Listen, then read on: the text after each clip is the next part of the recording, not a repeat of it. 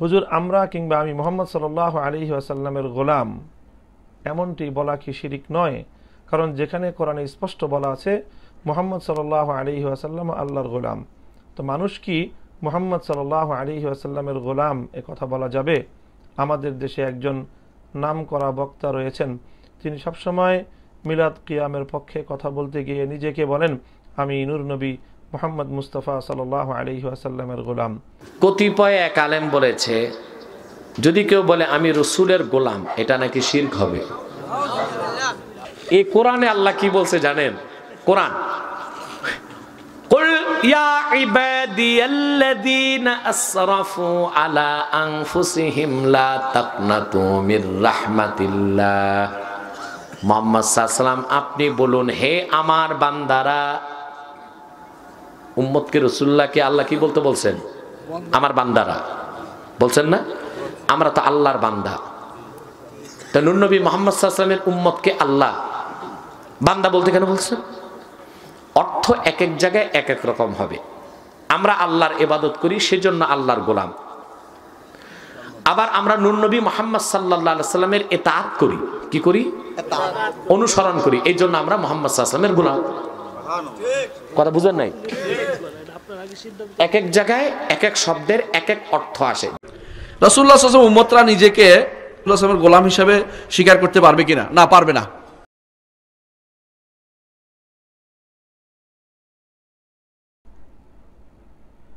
প্রিয় দর্শক, পরবর্তী যে প্রশ্ন আমাদের এখানে রয়েছে, নাসির হোসেন নামক আইডি থেকে এক ভাই প্রশ্ন করেছেন, হুজুর আমরা কিংবা আমি মুহাম্মদ সাল্লাল্লাহু আলাইহি ওয়াসাল্লামের গোলাম, এমনটি বলা কি শিরিক নয়?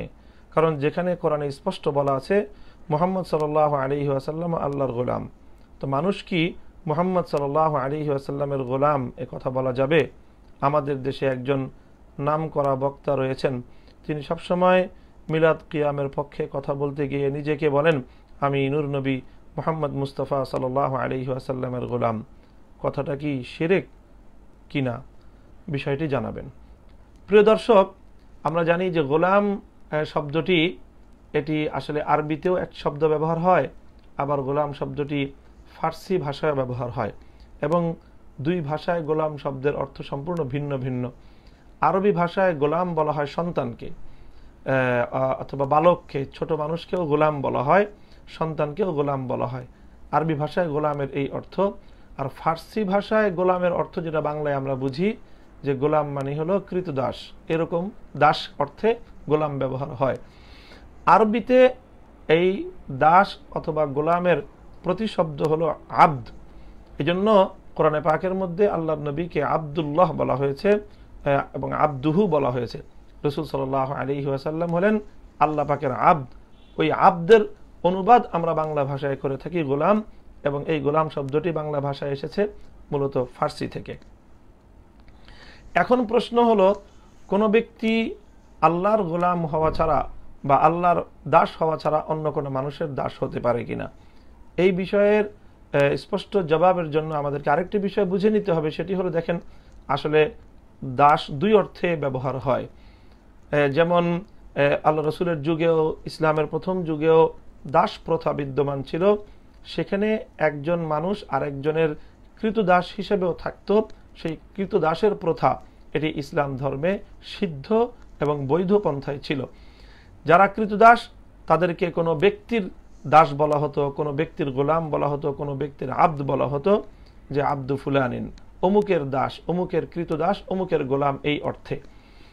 আবার আল্লাহ পাক রব্বুল আলামিনের আব্দুল্লাহ ওয়া রাসূলুহু আব্দুহু, আল্লাহ পাকের দাস এই অর্থেও ব্যবহার হয়। তাহলে কোনো মানুষের দাস হতে পারে না, এটা ঠিক একেবারে সম্পূর্ণ এভাবে বলা যায় না। তবে যেই অর্থে আল্লাহর দাস, সেই অর্থে মানুষ অন্য কোনো মাখলুকের দাস হতে পারে না।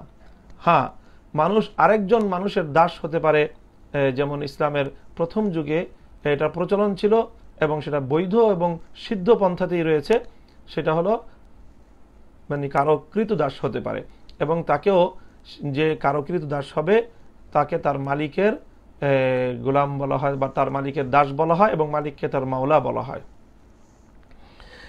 এ থেকে রূপক অর্থে আরেকটি ভাষা ব্যবহার হয় রূপক অর্থে, যেমন কৃতদাস তার মনিব এবং তার মালিকের সম্পূর্ণরূপে আনুগত্যকারী হয় এবং মালিকের ইচ্ছায় সে পরিচালিত হয় এবং সম্পূর্ণরূপে তার নির্দেশনা মান্য করতে সে বাধ্য থাকে। ঠিক তদ্রূপ কোনো মানুষ যখন কাউকে এমনভাবে আনুগত্য করে তখন সে আনুগত্যের সর্বোচ্চ পরাকাষ্ঠা প্রদর্শন করণার্থে সে নিজেকে তার দাস বলে উপস্থাপন করে থাকে। তো এই অর্থে দাস একজন মানুষ অবশ্যই যার আনুগত্য সে করবে সে নিজেকে তার দাস হিসাবে উপস্থাপন করতে পারে। তবে আল্লাহ পাক রব্বুল আলামিনের দাস যে অর্থে, সেই অর্থে মানুষ নিজেকে অন্য কোনো মানুষ, অন্য কোনো মাখলুক, এমনকি স্বয়ং রাসূল সাল্লাল্লাহু আলাইহি ওয়াসাল্লামের দাস বলেও সেই অর্থে আখ্যায়িত করতে পারে না। সেই অর্থে তো মাখলুক আল্লাহর সৃষ্টি, সেই অর্থে তো মানুষ একমাত্র আল্লাহর দাস, আর আল্লাহই সকলের মালিক। কিন্তু এই যে আনুগত্যের অর্থে, যেটা রূপক অর্থে ব্যবহার হয়, যে কৃতদাসের অর্থ থেকে যে অর্থটা এসেছে, যে মানুষ যে মুনিবের যেমন আনুগত্য করত কৃতদাসরা, ঠিক তদ্রূপ কেউ যখন কাউকে এভাবে আনুগত্য প্রদর্শন করতে চায়, সম্মান প্রদর্শন করতে চায়, ভক্তি প্রদর্শন করতে চায়, তখন তাকে নিজের মুনিব এবং তাকে তার দাস হিসাবে আখ্যায়িত করতে পারে। আল্লাহ রাসূল সাল্লাল্লাহু আলাইহি ওয়াসাল্লামের গোলাম হিসেবে যে ব্যক্তি নিজেকে সাব্যস্ত করেছেন, তিনি একজন আলেম হন বা যেই হন, একজন আলোচক হন, তিনি এই অর্থেই ব্যবহার করেছেন যে নবীর গোলাম মানে হলো আমি আল্লাহ নবীর পরিপূর্ণরূপে আনুগত্যকারী।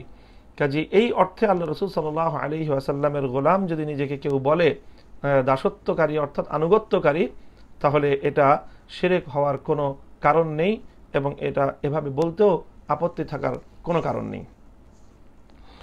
প্রিয় দর্শক, যেমন নাকি আমরা হযরত আলী কাররামাল্লাহু ওয়াজহাহু থেকে অথবা বিভিন্ন সাহাবীদের থেকে এই ধরনের বিভিন্ন বিবরণ পাই। একটি বিবরণ রয়েছে, আনা আব্দু মান আল্লামানি হারফান ফাহুয়া মাওলায়া ইনশা বাআনি ইনশা বাআ ওয়া ইনশা আতাকা ওয়া ইনশা ইস্তারাক্কা। তিনি বলেছেন, যে ব্যক্তি আমাকে কিছু শিক্ষা দিল আমি তার দাস, সুতরাং সে আমার মালিক, আমার শিক্ষক, আমার উস্তাদ, আমার মুনিব।